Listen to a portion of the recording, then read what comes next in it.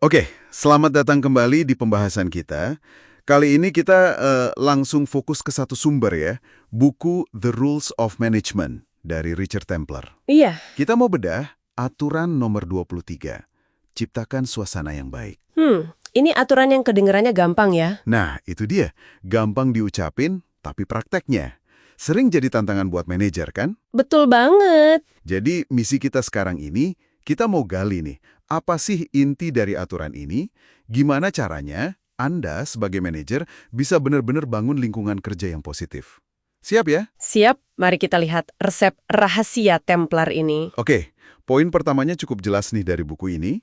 Suasana kerja yang bagus itu mulainya dari Anda, manajernya. Iya, tanggung jawab utama ya. Sumber ini bilang tugas Anda itu ya bikin suasana jadi enak. Gimana caranya? Ya ramah, perhatian, sopan, mau bantu gitu. Nice to have ya. Tapi beneran bagian inti dari kerjaan manajer. Betul. Ini core-nya gitu ya. Iya, soalnya kan buku ini juga nekenin aset Anda yang paling penting itu ya orang-orang di tim Anda. Logis kan? Masuk akal.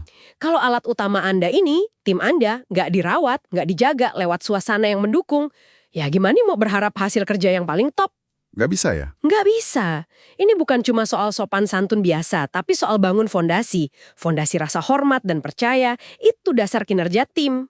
Jadi kalau kita abai soal suasana, Ya sama aja kita mengabaikan potensi tim kita sendiri. Sayang banget kan? oke. Nah, terus pertanyaannya, gimana caranya secara konkret? Buku ini ngasih daftar tindakan nggak sih? Ada. Ini yang menarik. Buku ini nggak cuma ngomong konsep tapi kasih langkah nyata. Apa aja tuh? Ya kayak kasih penghargaan kalau tim berhasil, terus puji secara tulus, jangan basa-basi. Bersikap baik itu wajib. Tunjukkan kepercayaan juga ya. Nah, itu penting. Tunjukkan Anda percaya sama mereka. Terus kasih inspirasi. Pimpin pakai contoh. Motivasi mereka. Bantu mereka berkembang juga disebut. Iya, bantu berkembang. Dan yang menurut saya paling penting, tunjukkan kepedulian yang asli, otentik gitu. Kepedulian yang otentik itu kuncinya ya. Banget. Dan yang menarik lagi nih, penekanannya itu di dua hal. Tulus sama refleksi diri. Maksudnya gimana tuh? Jadi, Templar itu kayak nantang kita gitu. Coba tanya ke diri sendiri. Anda itu beneran ngelakuin semua itu atau cuma merasa udah ngelakuin? Wah, ini dalam nih. Bedanya tipis ya. Tipis tapi dampaknya gede loh. Makanya disaranin banget buat aktif cari feedback, umpan balik yang jujur. Dari siapa idealnya? Ya idealnya dari tim Anda sendiri dong. Gimana sih mereka ngerasain suasana yang Anda bikin? Itu yang paling penting kan? Bener juga. Tapi, minta masukan soal suasana ke tim itu kadang agak canggung nggak sih? Takutnya mereka nggak enak atau gimana gitu. Nah, itu tantangannya. Buku ini emang nggak ngasih detail tekniknya gimana cara gali feedbacknya ya. Oh, nggak ada ya? Nggak ada secara spesifik, tapi penekanan bahwa kita butuh feedback jujur itu kuat banget. Artinya apa? Artinya ya Anda dulu yang harus bikin suasana aman buat mereka ngomong. Harus ada psychological safety dulu ya? Persis, mungkin nggak nanya langsung, suasana kerja gimana menurut lo, tapi lebih ke observasi atau tanya hal spesifik soal interaksi tertentu. Oke, jadi kita yang harus peka ya? Intinya, sadar dulu kalau persepsi kita sama realita tim itu bisa jadi beda. Itu udah langkah awal yang bagus. Sip.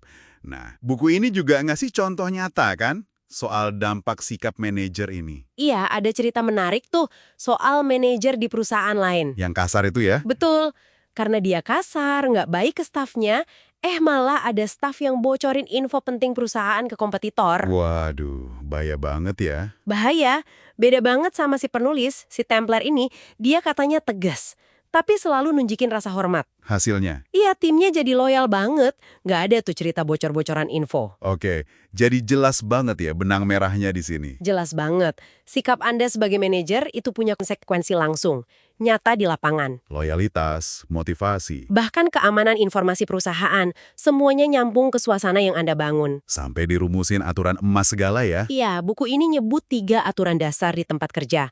Kesopanan, keramahan, sama kebaikan hati. Simple kan? Simple tapi fundamental. Ditambah lagi, hak setiap orang itu ada 3. Dapat rasa hormat, diperlakukan secara beradab, dan dihargai martabatnya. Kalau 3 hak dan 3 aturan ini goyah. Iya, susah mau bangun tim yang solid, apalagi yang performanya tinggi.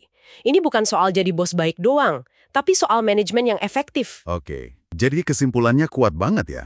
Suasana kerja yang baik itu bukan sekedar hiasan atau bonus. Bukan sama sekali. Ini fundamental, inti dari manajemen efektif. Dan sumbernya, ya dari sikap dan tindakan Anda sehari-hari. Kuncinya di 3 hal tadi ya. Sopan, ramah, baik hati. Tepat. Dan ini jadi bahan refleksi penting buat Anda yang mendengarkan nih. Coba tanya ke diri sendiri gitu ya. Iya, kalau Anda coba nilai sekarang deh, suasana kerja yang Anda ciptakan buat tim itu gimana? Udah oke belum? Prinsip dasar kayak hormat, sopan, peduli, itu udah konsisten belum diterapin. Nah, itu dia. Bukan cuma pas lagi mood bagus, tapi juga pas lagi ada tekanan, kerja, atau masalah. Konsisten nggak? Pertanyaan bagus buat direnungkan. Oke, sebagai penutup nih, biar lebih praktis lagi. Gimana tuh? Coba deh Anda pikirin. Satu aja. Satu tindakan kecil dan spesifik yang bisa Anda lakuin hari ini juga buat naikin sedikit aja kualitas suasana buat tim Anda. Fokus ke salah satu pilar tadi ya? Iya, fokus saja ke salah satu. Mau lebih sopan dikit kah? Lebih ramah? Atau tunjukkan kebaikan hati? Sekecil apapun, coba aja lakuin hari ini. Itu bagus banget. Aksi kecil bisa bikin perbedaan. Sip. Oke deh, kayaknya itu dulu ya pembahasan kita kali ini soal aturan #23. Semoga ada manfaatnya buat Anda semua. Semoga mencerahkan. Sampai jumpa lagi.